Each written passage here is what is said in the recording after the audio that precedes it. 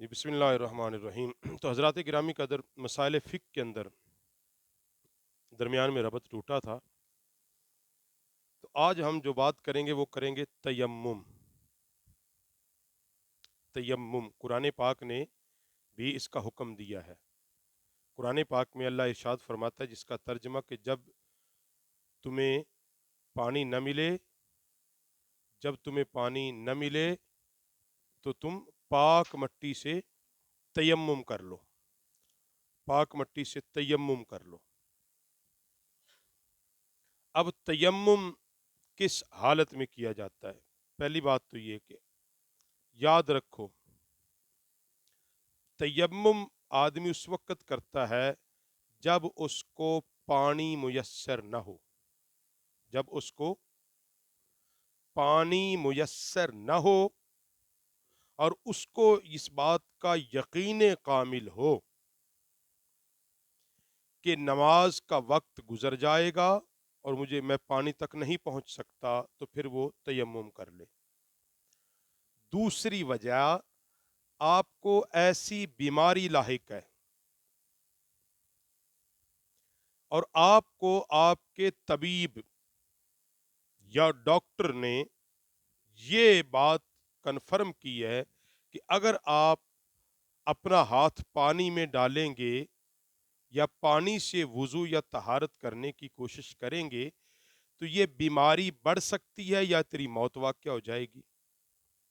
یہ بات یاد رکھیں، یہ طبیب کہے، اپنے خیال تعینی کام ہونا چاہیے، اپنی ذاتی تسکین کے لیے نہیں۔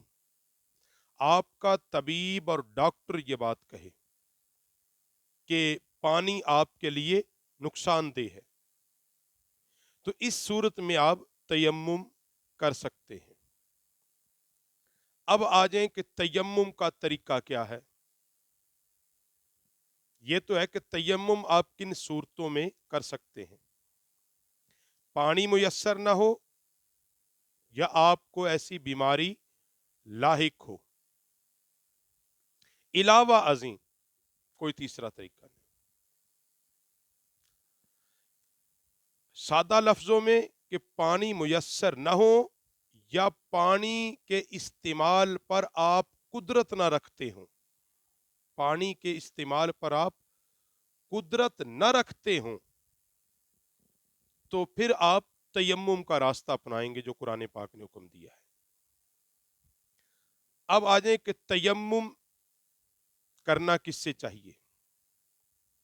یاد رکھو، تیمم کے لیے سب سے پہلے جس چیز سے آپ نے تیمم کرنا ہے، یعنی مٹی یا اس کی جنس سے کوئی چیز پاک ہو، یعنی مٹی سے، پتھر سے، یہ مٹی کی اقسام سے ہیں،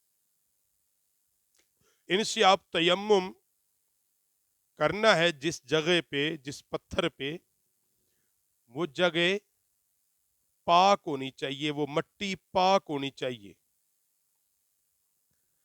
لکڑی سے آپ تیمم نہیں کر سکتے، کاغذ سے تیمم نہیں کر سکتے، بات کو سمجھے؟ یا سادہ لفظوں میں جو اصول ہے، اب کن چیز سے تیمم کر سکتے اور کن سے نہیں کر سکتے، یہ اصول سمجھ لیں بڑے دھیان سے۔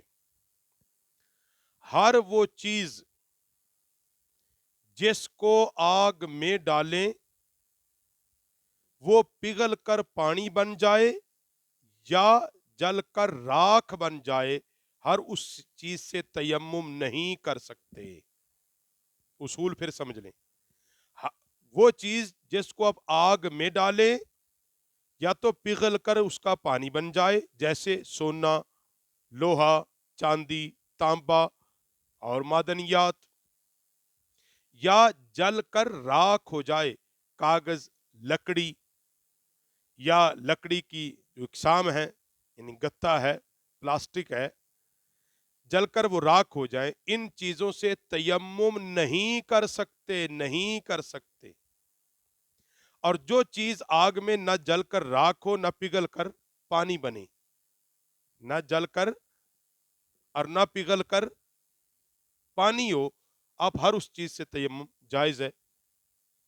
مثلا پتھر ہے، ईंट है, रोड़ा है, मट्टी है, या मट्टी की बनी हुई कुछ ऐसी चीजें हैं जिनको आग में आप डालें, नहीं वो पिघल कर पानी बनती हैं, ना ही वो जलकर राख होती हैं, तो आप हर उस चीज से तयम्मुम कर सकते हैं।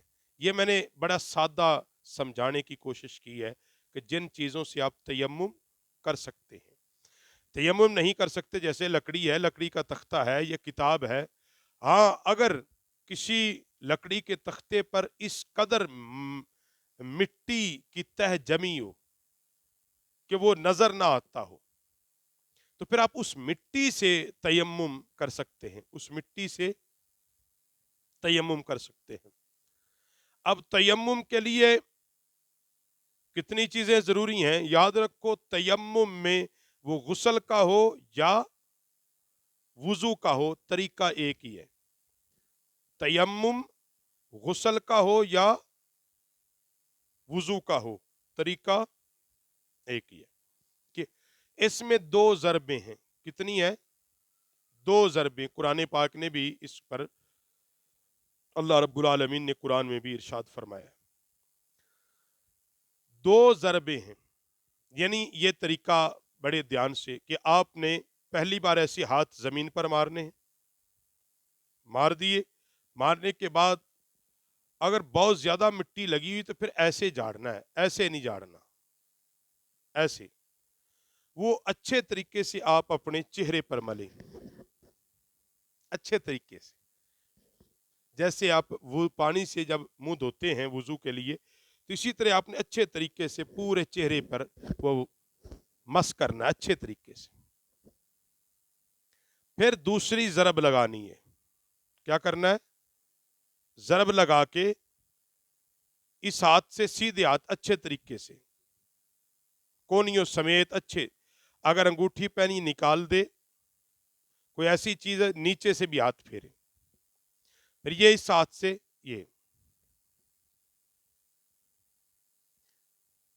ये आपका तयम्मुम हो गया। तयम्मुम के अंदर एक चीज जो शर्त है वो है नीयत करना, कि तयम्मुम की नीयत और कुर्बे खुदाबंदी की नीयत, तहारत हासिल करने की नीयत, तो ये चीजें तयम्मुम के अंदर लाजिम है। इसी तरह इजाफी जो चंद मसाइल हैं तयम्मुम के अंदर, वो ये कि आपने तयम्मुम किया और आपने नमाज शुरू कर दी, नमाज शुरू कर दी। अब आप के पास पानी पहुंच गया, वो किसी भी जराए से पहुंचा, यानी मिसाल के तौर पे आप एक नहर के किनारे खड़े थे, खुश्क थी नहर, आपने तयम्मुम किया, नमाज शुरू कर दी, अब पानी नहर में आ गया, अब आपका तयम्मुम उसी वक्त टूट जाएगा और आप वुजू करके उस नमाज को दोबारा पढ़ेंगे।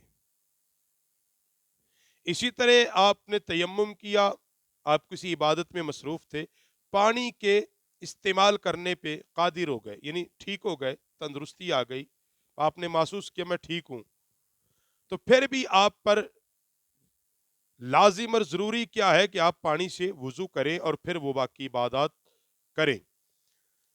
इसी तरह तयम्मुम के मसाइल में ही ये चीज़ें आती हैं कि पानी पर किसी दुश्मन का कब्जा हो, करीब तो, लेकिन वो ऐसा दुश्मन हो अगर आप पानी लेने जाएंगे वो मार देगा, या पानी इस कदर महंगे दाम बेच रहा है कि आप खरीदने पे कादिर नहीं है, तो फिर भी आप तयम्मुम कर सकते हैं। तयम्मुम आपके लिए जायज़ है, शरन इसमें कोई कबाहत नहीं है। मगर याद रखो तयम्मुम कब? वही बात जो शुरू में, कि जब आप को पानी मुयस्सर ना हो या पानी के इस्तेमाल करने की कुव्वत या कुदरत ना रखते हों, तो फिर इस्लाम क्या हुक्म देता है आपको? तयम्मुम का।